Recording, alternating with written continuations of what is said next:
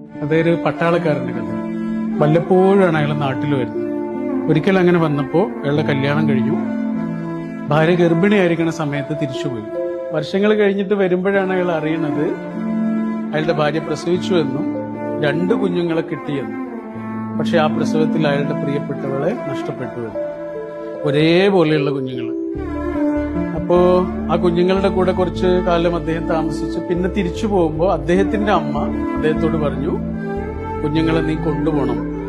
അങ്ങനെ അയാൾ കുട്ടികളെയും കൊണ്ടാണ് പോകുന്നത് അയാളുടെ ജോലി സ്ഥലത്തേക്ക് ട്രെയിനിൽ. ആ ട്രെയിനിൽ വെച്ച് കുട്ടികൾക്ക് 2 പേർക്കും പനി പിടിച്ച് ഒരു കുട്ടി മരിച്ചു. അപ്പൊ അന്നൊരു നിയമമുണ്ട്, ഒരു രാജ്യത്തിൽ നിന്ന് മറ്റൊരു രാജ്യത്തേക്ക് ഡെഡ് ബോഡി കൊണ്ടുപോകാൻ പറ്റും. അപ്പൊ ട്രെയിനിലെ ഉദ്യോഗസ്ഥർ വന്നിട്ട് അദ്ദേഹത്തോട് പറഞ്ഞു, അത് പറ്റാത്തതുകൊണ്ട് നമ്മളൊരു പാലത്തിന്റെ മുകളിലൂടെ പോകുന്ന സമയത്ത് കുട്ടിയെ പുഴയിലേക്ക് എറിയണം, ഈ ഡെഡ് ബോഡി പുഴയിലേക്ക് എറിയണം. അത്രയും വലിയ അലർച്ചയോടെ സങ്കടത്തോടെ ആ അച്ഛൻ കുട്ടിയുടെ ഡെഡ് ബോഡി പുഴയിലേക്ക് വലിച്ചു.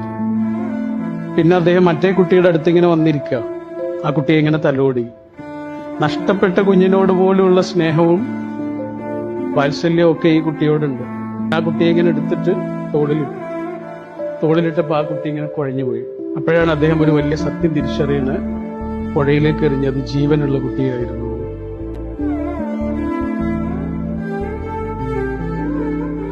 ഇതൊരു എഴുത്തുകാരൻ അയാളുടെ റൂമിലിരുന്ന് വെറുതെ എഴുതിയുണ്ടാക്കിയ ഒരു ഭാവനയാണ്.